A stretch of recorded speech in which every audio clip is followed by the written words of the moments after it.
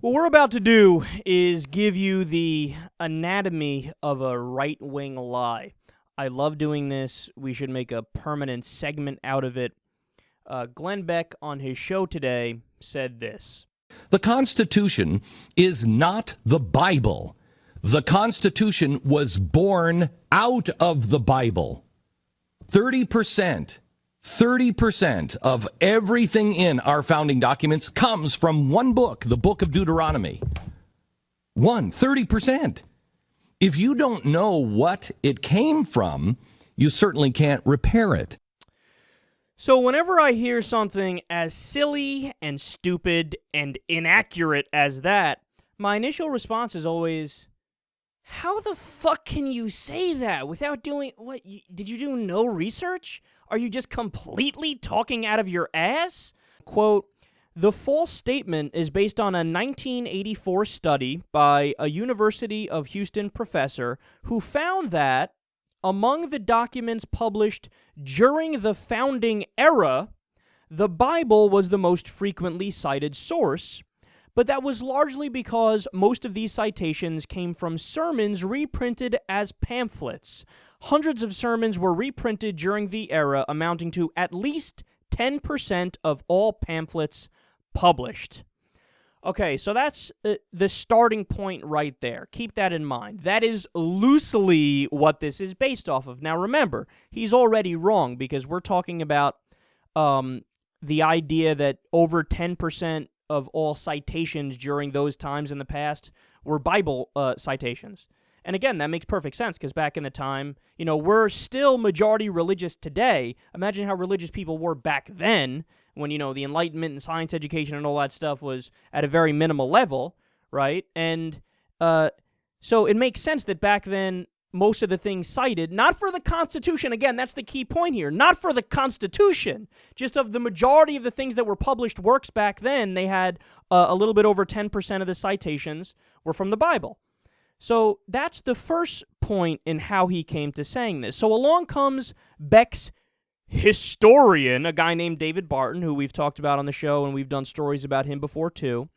He is most known for publishing a book about Jefferson that was given the title, The Least Accurate History Book in Print, from, I think it was History News Network. So that's the kind of guy that we're dealing with here.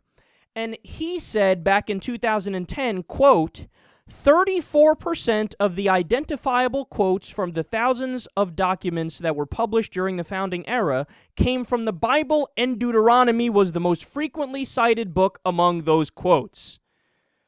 So you saw step number one was the study that said a little over 10% of the quotes from all the works back then were Bible citations, right? Step number two is Beck's fake historian comes in and kicks that number up to 34%, okay, and cites how Deuteronomy is the most commonly quoted one. And then step number three is when Beck comes along and, according to Right Wing Watch, quote, utterly misrepresents this time and again in order to claim that 1/3 of the Constitution and the Declaration of Independence came directly out of the book of Deuteronomy.